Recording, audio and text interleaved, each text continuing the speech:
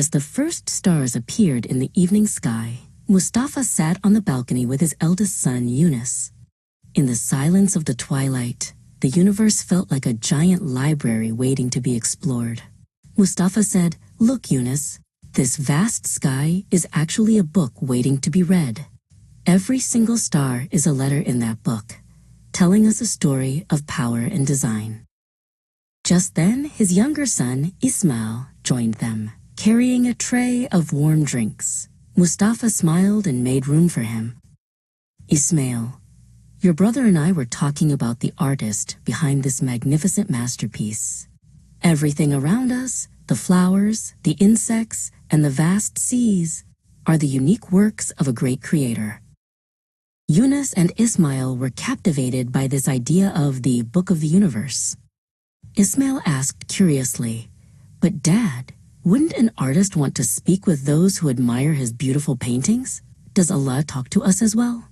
Yunus nodded, looking at his father, waiting for an answer to his brother's deep question. Mustafa looked into Yunus's eyes and replied, "Of course, my son. An artist always speaks to those who can appreciate the art. Allah has spoken to us through his messengers and his books. They are the guides who show us how to navigate this world, which is like a grand exhibition of his names." Under the curious gaze of Ismail, Mustafa continued, "Abraham, David, Solomon, Moses, Jesus, and the final messenger, Muhammad, they all whispered the same truth to us.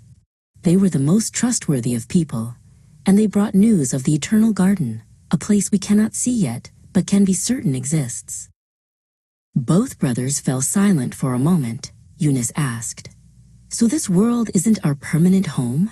Ismail added, "Is it like trusting someone who knows the way to a beautiful garden before we actually get there?" The two brothers began to weigh this comparison in their minds. Mustafa smiled at Yunus. "Exactly, Yunus. This world is like a guest house. We are only staying here for a short time. Our true home is the afterlife. The life in the eternal garden that the messengers promised us. This life is simply a waiting room where we prepare for that eternal joy." Mustafa then pointed to a vibrant flower blooming in a pot on the balcony. "Look, Ismail.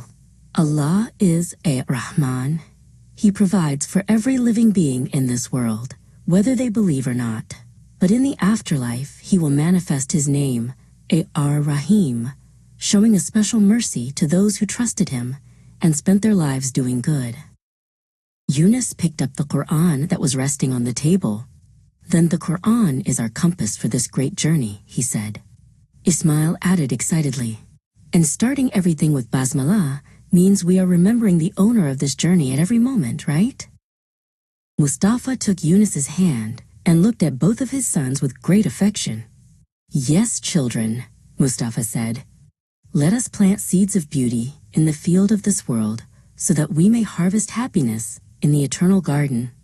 Working for eternal peace is the most meaningful task in life. May our path always be open with the Basmalah."